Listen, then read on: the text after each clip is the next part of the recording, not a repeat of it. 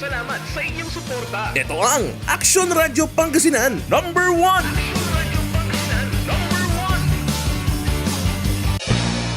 Aksyon Radyo Balita.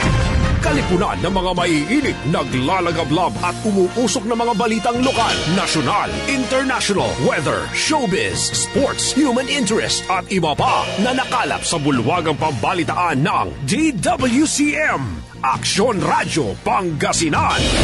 Aksyon Radyo Balita. At ngayon, narito ang inyong tagapagbalita.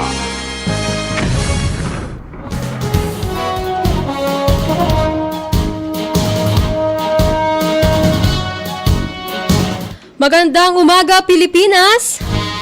Isang maaksyong umaga, Pangasinan at Dagupan. Ngayon ay araw po ng Sabado, August 15, 2026. Sumasa inyo po ang programang ito, DWCM Aksyon Radyo Balita. At ako po ang inyong magiging tagapaghatid balita, Aksyon Kimberly Davenport. Kasama naman po natin sa atin pong Master's Control Engineer Conrad Alvarez. Para po sa mga ulo ng balita sa atin pong balitang lokal, pag-asa, posibleng LPA o bagyo na mataan, habagat at pag-ulan maaaring magpatuloy hanggang katapusan ng Agosto. El Nino, hindi nangangahulugang tigil ang ulan, mas mabilis pa umanong lumalakas ang mga bagyo.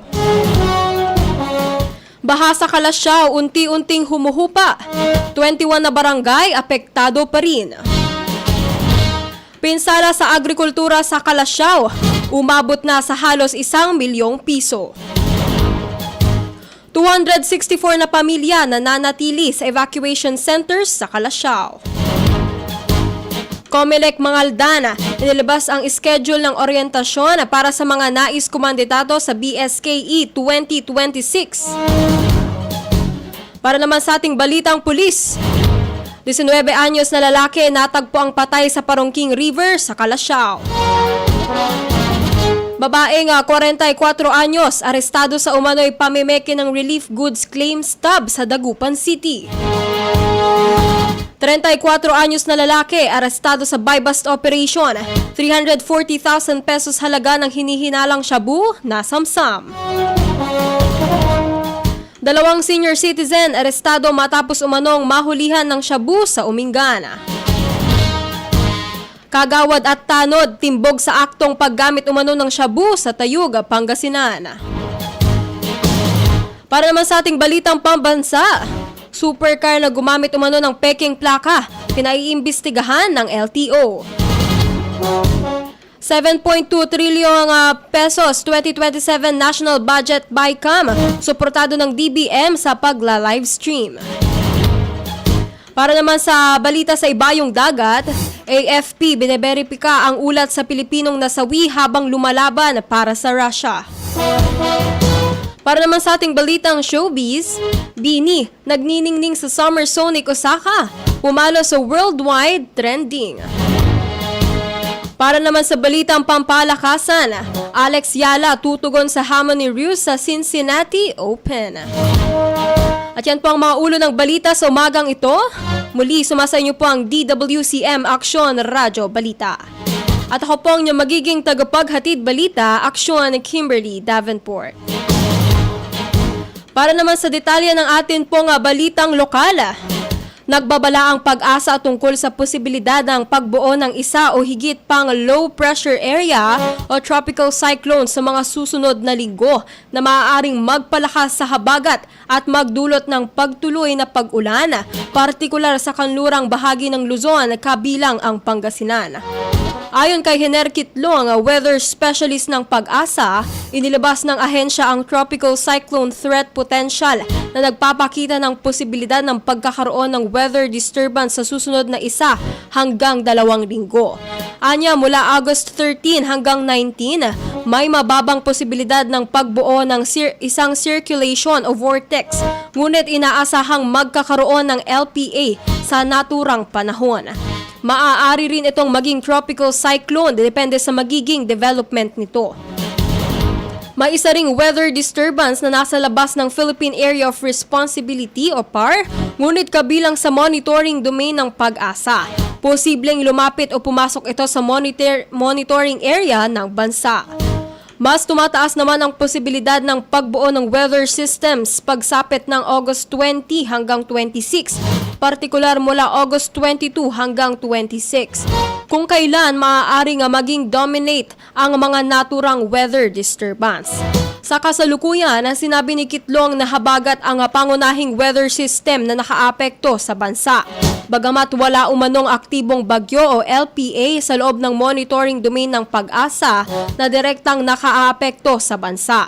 Patuloy pa rin ang pag-ulan sa kanlurang bahagi ng Luzon, kabilang sa nakararanas ng makapal na ulap at pag-ulan ang Ilocos Region, Pangasinan, Palawan at Mimaropa. May epekto rin umano ang Tropical Storm Nangka na bagamat wala na sa monitoring domain ng Pag-asa ay patuloy na may pull o epekto sa habagat dahil sa lokasyon nito.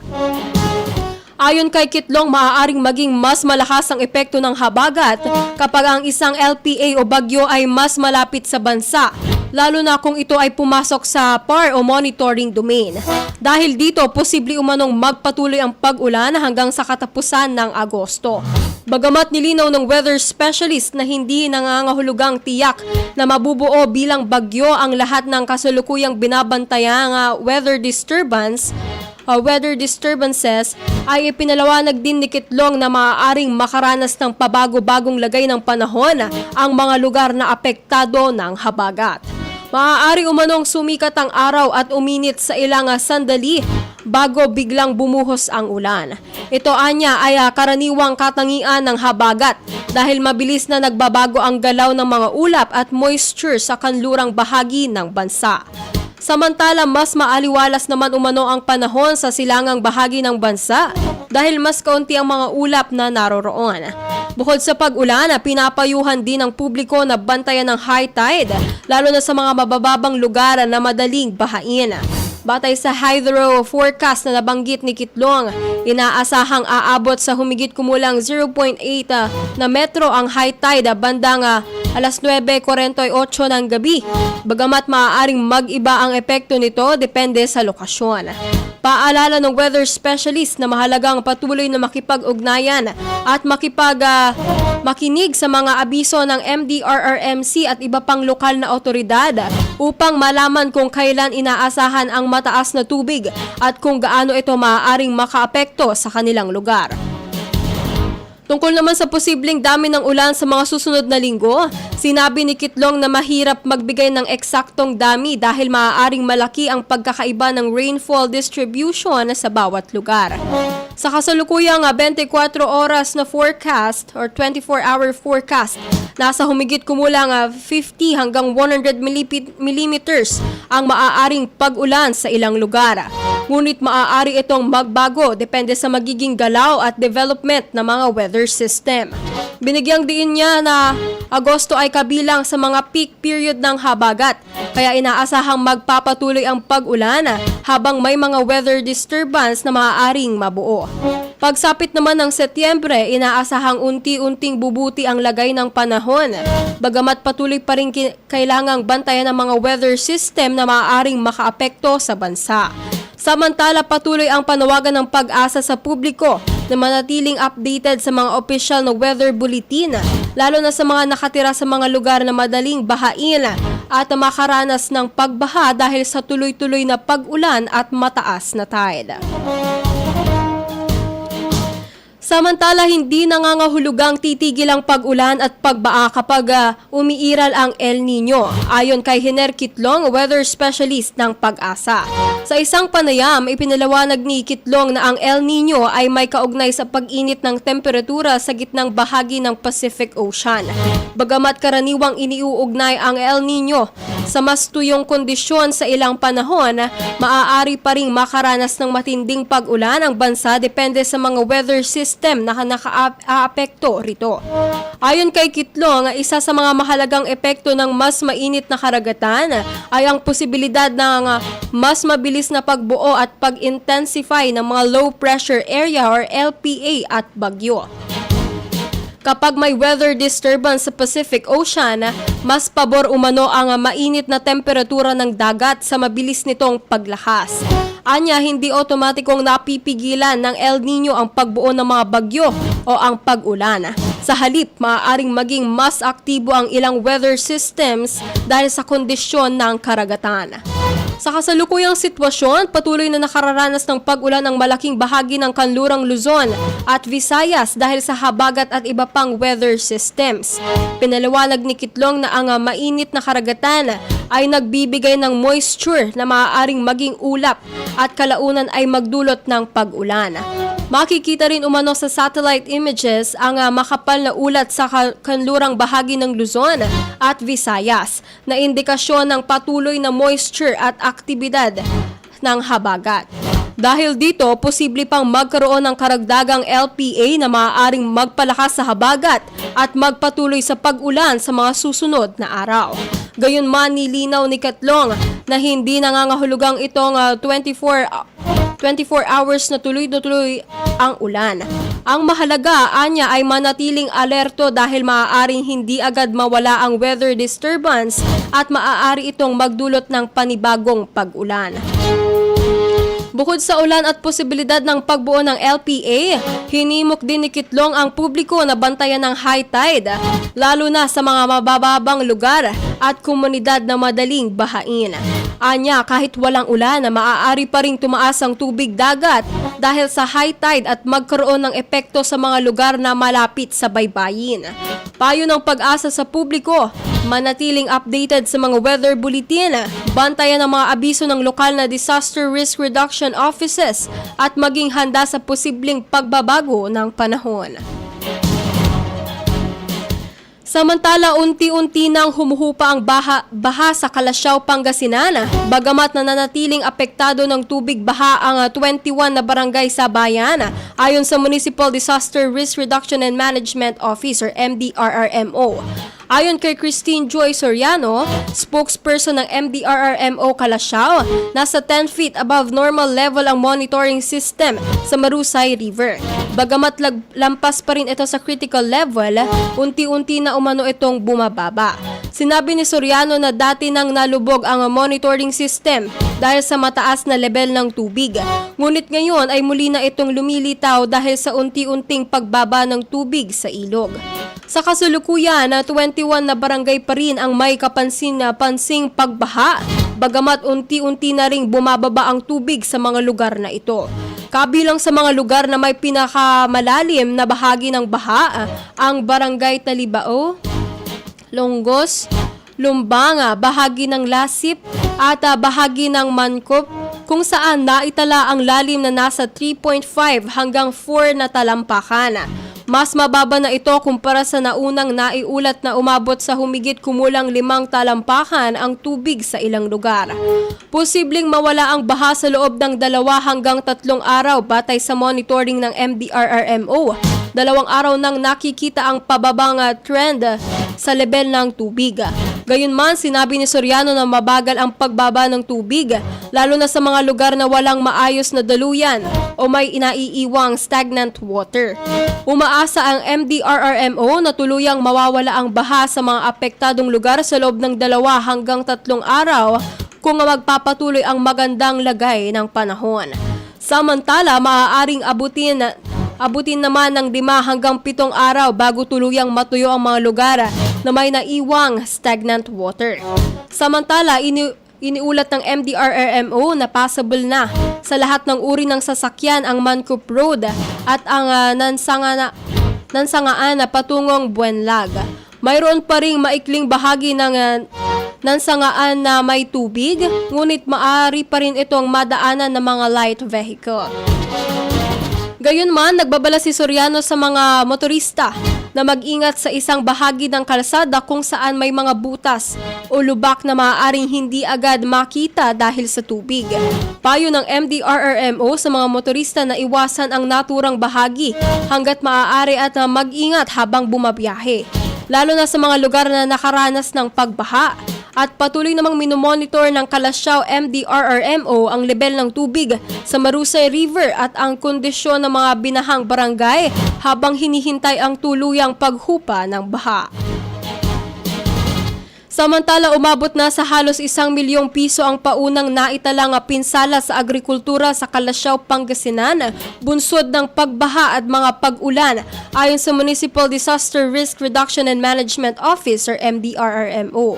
Ayon kay Christine Joy Soriano, spokesperson ng MDRRMO Calasiao, nasa mahigit 600,000 pesos ang partial damage report sa mga palayan habang tinatayang 300,000 pesos naman ang pinsala sa high-value crops.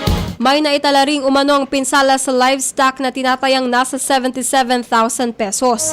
Sa kabuuan, nasa mahigit 977,000 pesos na ang kasalukuyang naitalang pinsala sa rice, high-value crops at livestock. Gayunman, nilinaw ng MDRRMO na partial pa lamang ang mga naturang datos at patuloy pang kinukonsolida ang iba pang damage reports mula sa mga apektadong lugar. Kasama rin sa isinasagawang consolidation ang pinsala sa infrastruktura, kabilang ang mga ulat mula sa ilang paaralan hinggil sa pinsala sa kanilang mga silid-aralan. Samantala, sinabi ng MDRRMO na wala pa sa ngayon ang deklarasyon o rekomendasyon para sa state of calamity sa Calasiao. Patuloy namang minomonitor ng lokal na pamahalaan ang sitwasyon, lalo na ang level ng tubig sa Marusay River habang nananatiling posible ang pag-ulan sa mga susunod na araw. Ayon kay Soriano, mahalagang manatiling alerto ang mga residente dahil saturated na ang lupa matapos ang mga pag-ulan nitong mga nakaraang linggo. Kaya maaari pa ring mabilis na tumaas ang tubig sakaling magpatuloy ang pag-ulan.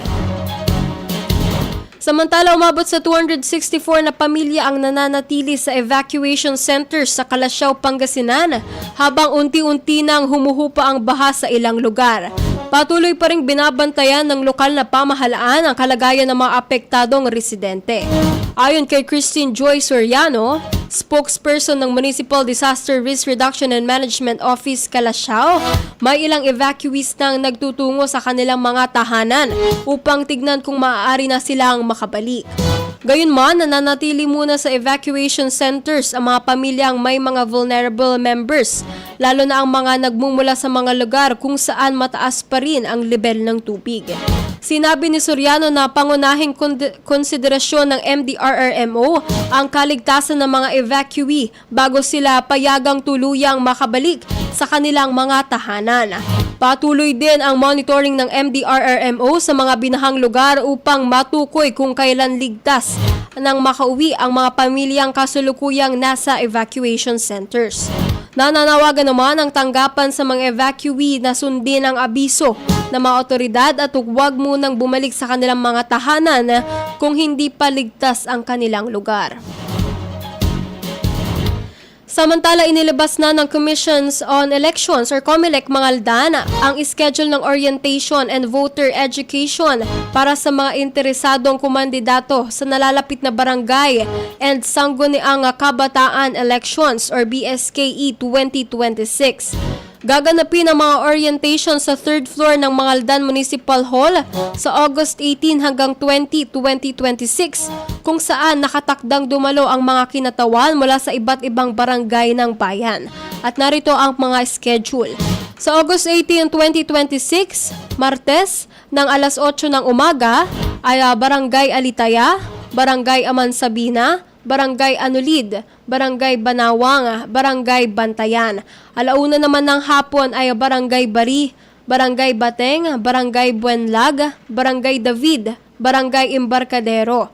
At sa August 19, 2026, Miyerkules, alas 8 ng umaga ay ang Barangay Gigisangen, Barangay Gigilonen, Barangay Inlambo, Barangay Landas, Barangay Makayug. At sa alauna naman ng hapon ay ang Barangay Gesang, Barangay Gilig, Barangay Lanas, Barangay Maasin, Barangay Malabago. August 20, 2026 naman ng Huwebes, alas 8 ng umaga ay ang Barangay Navaluan, Barangay OCM, Barangay Poblasyon, Barangay Salaan, Barangay Tebag. Alauna naman ng hapon ay Barangay Nibaliw, Barangay Paluwa, Barangay Pogo, Barangay Salay at ang Barangay Talugtog. Paalala ni Gloria Cadiente, Comelec Officer 4, na mahalagang sundin ng bawat barangay ang itinakdang araw at oras ng kanilang orientation. Pinapayuhan din ang mga dadalos sa dumating ng maaga o nasa tamang oras upang maiwasan ang pagkaantala sa programa at masulit ang oras na inilaan para sa voter education at orientation. Ang 2026 BSKE ay nakatakdang idaos sa November 2, 2026, alinsunod sa calendar of activities ng COMELEC. Layunin ng voter education activities na mabigyan ng mga botante at mga kalahok sa halalan ng sapat na impormasyon tungkol sa proseso, mga alituntunin at responsibilidad kaugnay ng halalan. Abangan sa atin ang police reports. 19 anyos na lalaki natagpo ang patay sa Parungking River sa Calasiao. Babaeng 44 years old, arestado sa umano'y pamimeke ng relief goods claim stub sa Dagupan City. 34 anyos na lalaki, arestado sa bypass operation. 340,000 pesos na halaga ng hinihinalang shabu na samsam. Dalawang senior citizen, arestado matapos umanong mahulihan ng shabu sa Umingan. Ginang nawawala matapos magdiwang ng kaarawan kasama ang mga kaibigan. Detalye ng mga balitang yan sa atin pong pagbabalik. Aksyon Radyo Balita. Manila Broadcasting Company. Manila Broadcasting Company. Sa Dagupan City, kayo ay nakikinig sa Tunog ng Bayan. Aksyon Radyo. Aksyon Radyo. 1161. 1161. Ang Tunog ng Bayan ang nangunguna sa balita. Aksyon Radyo. Issue at komentaryo. Aksyon Radyo. Musika at showbiz. Aksyon Radyo. At sa serbisyo publiko. Aksyon Radyo. Ang tunog ng bayan. Ang nangunguna. Ang tunog ng bayan. Aksyon Radyo. Aksyon Radyo. 1161. 1161. DWCM Aksyon Radyo Pangasinan. Ang oras po natin ay alas 7:32 ng umaga. This time check is brought to you by ACS Manufacturing Corporation, ISO certified, maker of world-class quality Pride detergent. MX3. Dito ako bilib. Pag magaling ang produkto, kahit simple ang patalastas, sapat na. Champion, tapat po sa inyo. Aksyon Radyo. Tatapatin namin kayo. Sa panahon ngayon, kahit kami sa Champion, kailangan magtipid. Kaya wala muna kaming TV commercial. Sa radyo kasi pinakamura. Ang natipid namin napunta sa pagpapagaling ng mga Champion products para mapadali ang paglalaba at dishwashing. Ang mataas na kalidad pwedeng gawing abot kaya. Nagawa nga namin. Subukan mo na. Champion. Walang gimmick. Tapat po sa inyo. Araw-araw, MX3 para MX-Traordinary. With Alpha, Beta, Gamma na sangkap nito. Tunay, original at natural na suplemento. With MX3, sa coffee and tea. With MX3, it's for you and me. With MX3, dito ako bilib. I am Dulce, your power singing diva. Sa MX3 capsule, dito ako bilib. Mahalagang paalala, ang MX3 capsule ay hindi gamot at hindi dapat gamiting panggamot sa anumang uri ng sakit. Ang kinis na niya? In fairness, nag-glow up. May budget? So solid! White Rose Papaya, wow! White Roses! White Rose Papaya, wow! White Roses! White Rose Papaya! May glow up with White Rose Papaya! Sulit ang glow up sa White Rose Papaya. May papaya, niacinamide para sa puti power times 2, plus shea butter and tea tree oil. Glow up by the power of two! White Rose Papaya. Puti sulit ang glow up. Regular use helps. Results may vary. White Rose Papaya. Manufactured by ACS ISO certified world-class quality. Para di madaling masira ang ngipin ng pamilya, ngayon pa lang, Unique toothpaste for brushing every after kumain. dahil ang unique toothpaste, may Max Protect formula. Ngipin ay Max Alaga, Max Protektado pa. Helps stop cavities even before they start, while keeping breath fresh with regular use. Unique toothpaste for brushing para siguraduhin ngipin ay Max Alaga, Max Protektado pa. Unique Max Alaga, Max Protect protektado with unique toothpaste maximum fluoride protection. Manufactured by ACS Manufacturing. ISO certified world-class quality. ACS. Nanlapo ang #1 smart dishwashing paste. Ang galing-galing mo! Smart dishwashing paste ko! Pritong ulam na masebo, plato o kaldero. Tanggaling for everyday. Untan no say dishwashing paste at smart. Walay double tanggaling formula. Tanggal galing susebo tan bakterya. Bahid para walang bahid, linis fantastic sa metal at plastic. #1 ko to! Tanggaling-galing mo! Smart dishwashing paste. Heavy duty linis sukada pahid. Smart dishwashing paste. Manufactured by ACS Manufacturing Corporation. ISO certified world-class quality. ACS. Hi, I'm Alexandra Faith Garcia, a beauty queen and triathlete. Having a healthy body, mind, and soul is the best prize anyone can have. I am always a winner with MX3 Capsule. Dito ko believe. Goodbye to me, Masha. Hello, Ride Bar Blue. Isang labanan yan. Ride Bar Blue. Pride Bar Blue with powerful stain-away enzymes. Malupit magtanggal ng dumit mancha pero di masakit sa kamay. Goodbye to me, Masha. Hello, Ride Bar Blue. Isang labanan yan. As tested ang cotton and polycotton. Sa mancha, malupit. Sa kamay mo, mabait. Pride Bar Blue. Manufactured by ACS Manufacturing Corporation. ISO certified world-class quality. ACS. Aksyon Radio. Police Report. Police Report.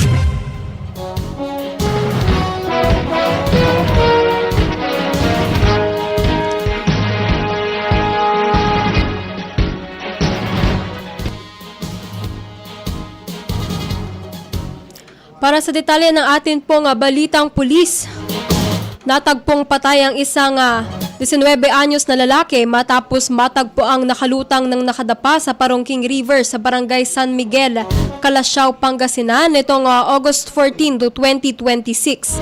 Kinilalang biktima bilang si J.R. Untalana Meneses alias Ramram, isang unemployed at residente ng Sitio Balani, Melag, Barangay Ambunao, Calasiao. Batay sa ulat ng Calasiao Municipal Police Station, bandang alas 2 ng hapon nang makatanggap ng impormasyon ang pulisya hinggil sa isang taong natagpuang nakalutang sa ilog. Ayon sa investigasyon, bandang alauna ng hapon nang makita ng isang 29 years old na construction worker ang biktima habang patungo siya sa ilog upang mangisda. Agad umano niyang iniulat ang insidente sa mga otoridad. Pagdating ng responding police personnel, iniahon ng biktima mula sa tubig ngunit wala na itong malay at walang senyales ng buhay. Dumating sa lugar si Dr. Gemma Idios Rodrigo, Medical Officer ng Calasiao Rural Health Unit o RHU na nagsagawa ng pagsusuri at nagdeklara sa biktima na dead on arrival. Batay pa sa karagdagang investigasyon, bandang alas 7 ng gabi noong August 13 ay sinabi umano ng biktima sa kanyang 31 anyos na kapatid na makikipag-inuman siya sa kanyang mga kaibigan. Umalis umano ang biktima matapos nito, ngunit hindi na nakabalik sa kanilang tahanan. Sinagawa rin ang post-mortem examination kung saan wala umanong nakitang malinaw na senyales ng pakikipagbuno o anumang nakikitang sugat sa katawan ng biktima. Batay sa pagsusuri, pagkalunod ang paunang natukoy na sanhi ng kanyang pagkamatay. Patuloy naman ang dokumentasyon at investigasyon ng pulisya kaugnay ng insidente. Samantala, arestado ang isang 44 anyos na babae matapos umanong mahuling may hawak na 3 peking relief goods claim stub sa ginanap na pamamahagi ng ayuda sa 1P Guadiz Elementary School sa Dagupan City noong August 13, 2026. Ayon sa inisyal na investigasyon, natuklasan ng barangay captain ang 3 claim stubs na nasa pag-iingat ng sospek habang isinisagawa ang pamamahagi ng relief goods na pinangunahan ng city mayor at iba pang halal na opisyal ng lungsod. Sa sinagawang beripikasyon, napag-alamang hindi authentic ang mga nasabing claim stubs. Agad na inaresto ng barangay captain ang sospek at isinuko ito sa Police Station 1 ng Dagupan City Police Office or DCPO, kasama ang 3 pinaghihinalaang peking claim stubs na nagsilbing ebidensya. Ang sospek, isang 44 anyos na dalaga, at domestic helper na residente ng Dagupan City ay kasalukuyang nasa kustodiya ng pulisya para sa dokumentasyon at investigasyon. Isasampa ang kaukulang reklamo o kaso matapos makompleto ang investigasyon kaugnay ng posibleng paglabag sa Article 172 ng Revised Penal Code o falsification by private individual and use of falsified documents. Samantala, arestado ang isang 34 anyos na lalaki matapos umanong makumpiskahan ng 50 na gramo ng hinihinalang shabu sa isinagawang bypass operation sa San Carlos City, Pangasinan noong gabi ng August 13, 2026. Isinagawa ang operasyon mula alas 10 ng gabi hanggang alas 10:57 ng gabi ng pinagsanib na pwersa ng Pangasinan Provincial Police Drug Enforcement Unit, Provincial Intelligence Unit, Regional Police Drug Enforcement Unit ng PRO1 at San Carlos City Police Station. Ayon sa pulisya, isinagawa ang operasyon sa ilalim ng Coplan na Lazaro ng PPDEU at nakipag-ugnayan sa Philippine Drug Enforcement Agency Region 1 o PDEA RO1 kaugnay ng isang target intelligence packet. Nagresulta ang operasyon sa pagkakaaresto sa suspect na walang trabaho, may live-in partner at residente ng San Carlos City. Nakumpiska mula sa suspect ang 50 grams ng hinihinalang shabu na may tinatayang standard drug price na 340,000 pesos na nakalagay sa 4 na heat-sealed transparent plastic sachets. Nakuha rin ng mga otoridad ang isang 500 pesos na buy-bust money, 12 peraso ng 1,000 budol money at isang asul na pouch na may umano'y ginamit na lagyan ng hinihinalang iligal na droga. Sinagawa sa mismong lugar ang inventory at pagmamarka sa mga nakumpiskang ebidensya sa presensya ng mga mandatory witness at ng suspect alinsunod sa itinakda ng batas. Nasa kustodiya na ng pulisya ang suspect para sa kaukulang dokumentasyon at pagsasampa ng mga nararapat na kaso. Samantala, arestado ang 2 lalaki matapos umanong masangkot sa isang drug-related incident at makumpiskahan ng hinihinalang shabu sa isinagawang police operation sa Umingan, Pangasinan noong August 13, 2026. Ayon sa pulisya, nagsasagawa ng foot patrol ang 2 police officer sa harap ng isang establishmento nang mapansin nila ang 2 lalaki na nakatayo sa isang maliwanag na lugar. Namataan umano ng mga pulis ang 66 years old na lalaki na nag-abot ng isang transparent plastic sachet na naglalaman umano ng hinihinalang shabu sa kanyang 63 years old na kasama. Nang lapitan at sitahin ng mga pulis ang 2, agad umanong ibinagsak ng 63 years old na suspect ang hawak na sachet. Sa isinagawang pagkuha at beripikasyon ng mga otoridad, 2 maliit na heat-sealed transparent plastic sachets na naglalaman ng puting malakristal na substansya na hinihinalang shabu ang nakumpiska. Tinatayang 0.6 grams ng hinihinalang shabu ang nakumpiska na may tinatayang standard drug price na 4,080 pesos. Nakumpiska rin ang 3,794 pesos na cash sa iba't ibang denominasyon. Ang 2 suspect, kapwa may asawa at walang trabaho, ay residente ng Umingan. Ang isa ay 63 years old habang ang isa naman ay 66 years old. Sinagawa sa lugar ang inventory at pagmamarka sa mga nakumpiskang ebidensya sa presensya ng mga mandatory witness at mga sospek, alinsunod sa itinakda ng batas. Dinala ang mga sospek at mga nakumpiskang ebidensya sa Umingan Police Station para sa kaukulang dokumentasyon at pagsasampa ng mga nararapat na kaso. Samantala, hinahanap ngayon ng mga otoridad ang isang 42 anyos na babaeng government employee matapos maiulat na nawawala sa Lingayen, Pangasinan noong August 12, 2026. Ayon sa inisyal na investigasyon, nagdiwang ng kanyang kaarawan ang babae kasama ang kanyang mga kaibigan at katrabaho sa isang resto bar sa Lingayen bandang alas 11 ng umaga noong August 12. Gayunman, hindi na umano ito nakauwi hanggang sa oras ng pagsasagawa ng ulat. Dahilan upang i-report siya ng kanyang 20 anyos na anak sa pulisya. Huling nakita umano ang nawawalang babae habang nagmamaneho ng isang itim na Toyota Avanza. Nakasuot siya noon ng brown na sando at palda, may tinatayang taas na 5'3" at katamtamang pangangatawan. Agad na nagsagawa ng CCTV backtracking at follow-up investigation ang mga tauhan ng Lingayen Police Station upang matukoy ang kinaroroonan ng nawawalang babae. Nananawagan naman ng pulisya sa sinumang may impormasyon hinggil sa kanyang kinaroroonan o sinumang nakakita sa kanya na agad na makipag-ugnayan sa Lingayen Police Station upang makatulong sa patuloy na paghahanap at investigasyon. Samantala, nananawagan ng pamilya at mga otoridad sa publiko para sa agarang impormasyon kaugnay ng isang 31 anyos na mangingisda na hindi pa nakababalik matapos umanong pumalaot noong madaling araw ng August 13, 2026.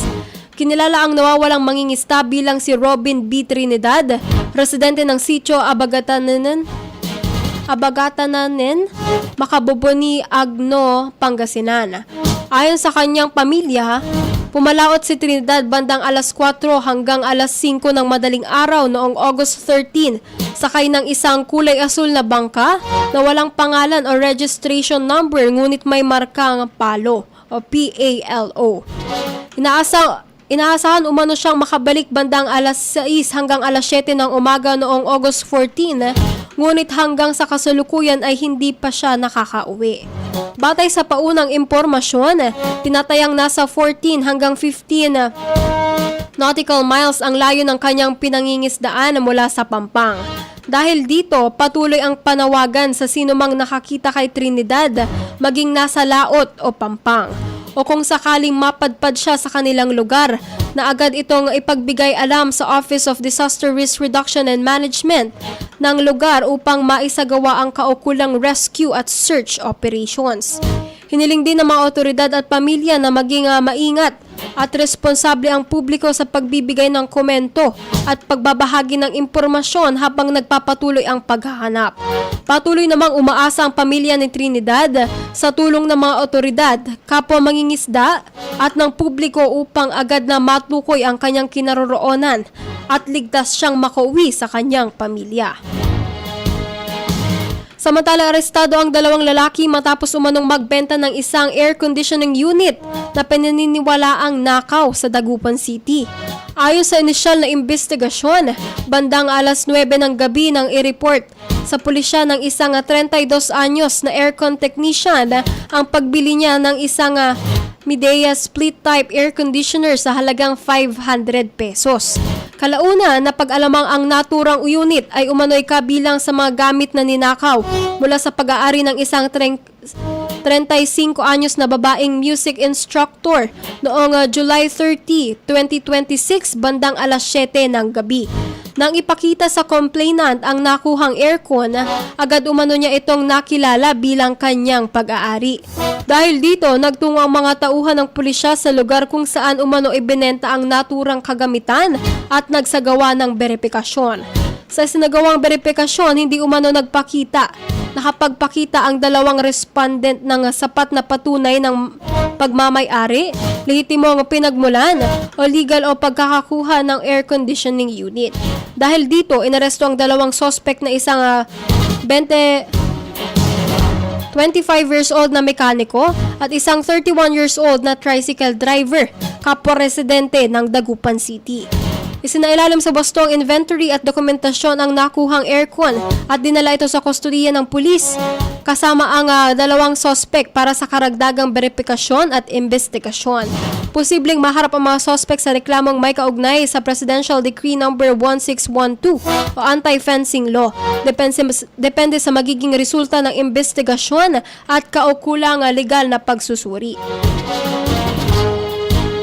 Samantala, arestado ang isang barangay kagawad at kasama nitong barangay tanod matapos umanong mahuli sa aktong gumagamit na hinihinalang shabu sa isang lumang health center sa barangay Poblasyon B, Tayug, Pangasinan.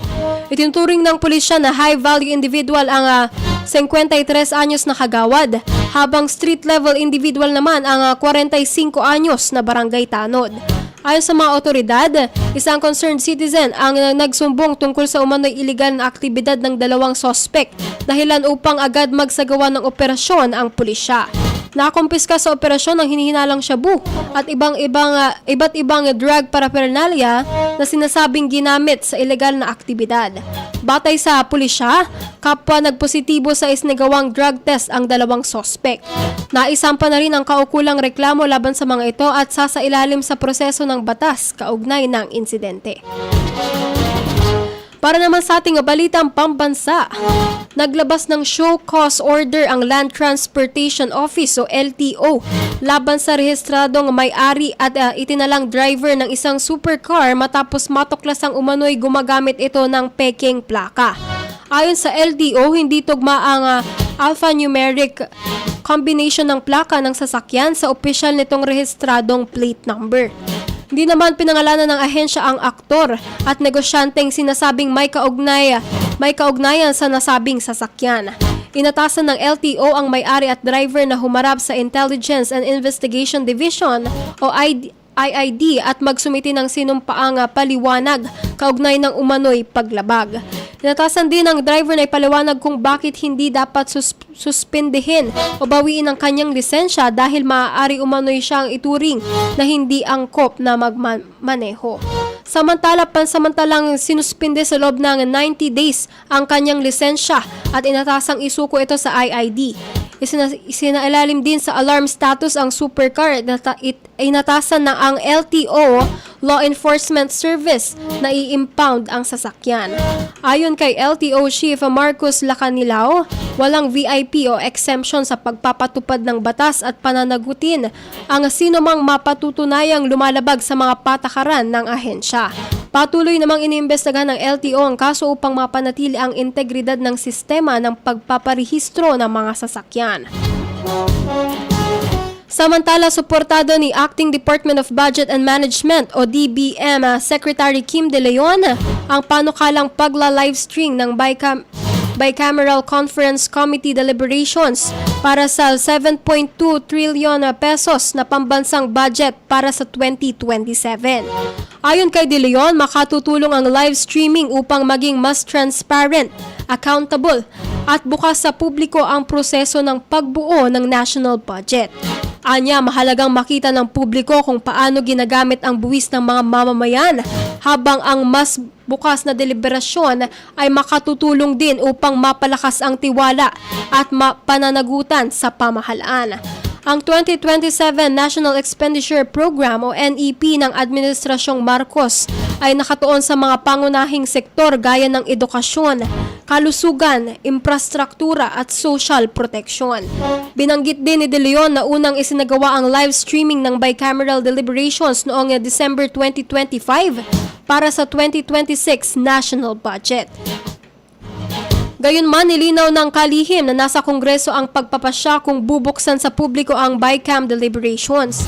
Handa naman umano ang DBM na magbigay ng mga kinakailangang dokumento at teknikal na impormasyon sakaling ipatupad ito.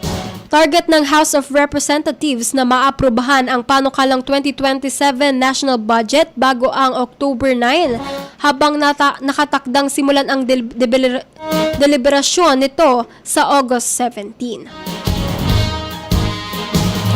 Para naman sa balita sa ibayong dagat, sinusuri ngayon ng Armed Forces of the Philippines o AFP ang ulat ng Ukrainian Military Intelligence na isang Pilipino umano ang nasawi habang nakikipaglaban para sa pwersa ng Russia sa Ukraine. Ayon kay AFP spokesperson Colonel Francel Marguez Padilla, wala pang kumpirmasyon ang militar sa naturang ulat at patuloy pa itong biniberipika. Sa ulat ng main Directorate of Intelligence ng Ukraine, kinilala ang umano'y Pilipino bilang si Jeric Undol na ipinanganak noong March 5, 1989 at sinasabing mula sa Metro Manila. Ayon sa Ukrainian Intelligence, nakakuha umano si Undol ng Russian visa noong Enero 22, 2026 bago dumating sa Moscow region noong April 18. Lumagda rin umano siya sa isang taong kontrata sa Russian Army noong May 3 at sumailalim sa halos isang linggong pagsasanay bago ipinadala sa frontline noong kalagitnaan ng Mayo. Sinabi ng ahensya na nasawi umano si Undol sa huling bahagi ng Mayo habang nasa isang opensiba malapit sa Donetsk region ng Ukraine. Inuulat din ng Ukrainian intelligence na dalawa na umanong Pilipino ang nasawi habang lumalaban para sa Russia, habang isa pa ang sinasabing nasa kustudiya nito. Gayunman, wala pang hiwalay na kumpirmasyon ang mga impormasyong ito. Nauna nang iniulat noong Enero ang pagkamatay umano ng isang Pilipino pang tinukoy lamang sa pangalang John Patrick na sinasabing lumaban din para sa Russia.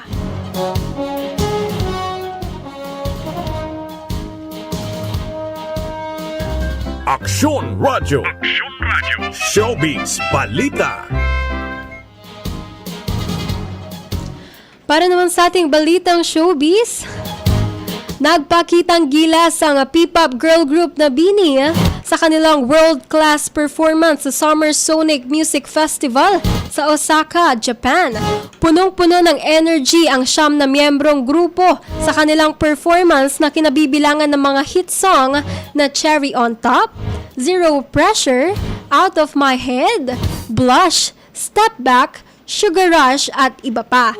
Isa sa mga naging highlight ng kanilang set ang paggamit nila ng Japanese language sa kanilang pakikipag-usap at pagkanta para sa Japanese audience. Itinampok din nila ang Japanese version ng kanilang single na Born to Win na dati na nilang nai-record.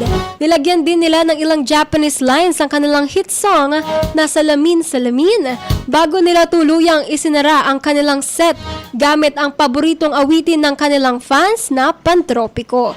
Agad namang umingay ang pangalan ng BINI sa social media at nag-number 1 sa trending topics sa X habang isinasagawa ang kanilang performance. Hindi rin nagpahuli ang Blooms mula sa iba't ibang bansa na patuloy nagpapatrending sa grupo. Matapos ang kanilang matagumpay na pagtatanghal sa Osaka, tutungo naman ang BINI sa Tokyo para sa ikalawang leg ng Summer Sonic Music Festival ngayong linggo, August 16. Patuloy na pinapatunayan ng BINI na kaya ng P-pop na makipagsabayan sa pandaigdigang entablado at ipagmalaki ang talento ng mga Pilipino sa buong mundo. Aksyon Radyo. Sports News. Para naman sa ating balitang pampalakasan, may pagkakataon si 2026 Mubadala City Open champion Alex Yala na makabawi sa Romanian tennis player na si Elena Gabriela Rus ay ikalawang round ng WTA 1000 Cincinnati Open sa Lindner Family Tennis Center sa Mason, Ohio. Nakatakdang harapin ng seeded number 17 na si Yala ang world number 77 na si Rus ngayong Sabado, August 15, oras sa Pilipinas. May personal na motibasyon si Yala sa laban dahil tanging serious pa lamang ang nakatalo sa kanya sa kanilang dating paghaharap. Noong 2024 US Open qualifiers, nakabangon si Rus mula sa pagkakatalo sa unang set upang talunin si Yala 3-6, 6-1 at 6-4. Dahil sa pagkatalo nito, hindi natuloy ang pagkakataon ni Yala na maging unang Pilipinong manlalaro na makapasok sa main draw ng isang Grand Slam tournament noong panahong yon. Samantala, maganda rin ang takbo ng season ni Rus. Nakapasok siya sa third round ng Australian Open at umabot din sa semifinals ng Upper Austria Ladies Linz at Bad Homburg. Gayunman, kapansin-pansin din ang magandang forma ni Yala ngayong season, kabilang sa malalaking pangalan ng kanyang natalo, sina Xin Wensheng, Leila Fernandez, Elina Svitolina, Naomi Osaka, Jessica Pegula, Alicia Park at Cathy McNally. Matapos ang kanyang 4th round finish sa Toronto Open, susubukan naman ngayon ni Yala na ipagpatuloy ang kanyang magandang kampanya sa Cincinnati at tuluyang makabawi kay Rus. At yan po ang ating pinakahuling balita sa umagang ito. Muli, sumasa inyo po ang DWCM Aksyon Radyo Balita. At ako po ang naging tagapaghatid balita, Aksyon Kimberly Davenport. Yan, maraming salamat po sa mga atin pong mga listeners at patuloy pong nakatutok sa atin pong programa na Aksyon Radyo Balita. Ayan, sa PGBI Bernie Flores, good morning po sa inyo. Ganon din po kay Ben Gab Jovellanos, good morning po. Ganon din po kay Chef Al Permites at kay Aksyon Violi Valdez Ferrer. Ayan, good morning po and smile. Smile. Ganon din po kay Tita Christy Vicente. Maaksyong morning po kay Action Angel Peralta. Kay Ma'am Malu Malano. Happy Saturday Action Kim. Keep it up. Yan. Happy Saturday din po. Ganon din po kay Ma'am Mary Santos. Sister Mary Santos. Ganon din po kay Sir Mike Fernandez and Derek Ramsey yan, Supercar Porsche. Dito ang plaka sa registration. Ganon din po kay Sir Abilion from Calasiao, sa Daray family, Quintas family, Vicente family, De Venecia family. Good morning po sa inyong lahat. Maraming salamat po sa patuloy po na pagtutok dito po sa programa po ng DWCM Action Radyo Pangasinan. Muli, sumasa inyo po ang DWCM Aksyon Radyo Balita. Sa ngalan po yan ni Aksyon Dav Dibakay. At ng amin pong station manager, Aksyon Violi Valdez Ferrer. Muli ako po yung naging tagapaghalid balita, Aksyon Kimberly Davenport. Kasama naman po natin sa atin pong technical side, Engineer Conrad Alvarez. Susunod na po ang MIB, mga issue ng bayan. Dito lang po yan sa DWCM Aksyon Radyo Pangasinan. Una sa aksyon, una sa balita, sama-sama tayo, Pilipino. Inyong napakinggan ang palatuntunang Aksyon Radyo Balita. Susunod sa ilang saglit ang mga issue ng bayan hotline. Dito pa rin sa inyong natatanging himpilan, DWCM Aksyon Radyo Pangasinan. Hanggang bukas muli ng ating pagtatagpo. Maraming salamat po sa inyong pakikinig. MX3. Dito ako, believe. Walang halong pambobola. Kalidad lang, sapat na. Champion, tapat po sa inyo. Aksyon Radyo. Ang balitang ito ay hatid sa inyo ng ACS Manufacturing Corporation, ISO certified, maker of world-class quality Pride detergent. Aksyon Radyo.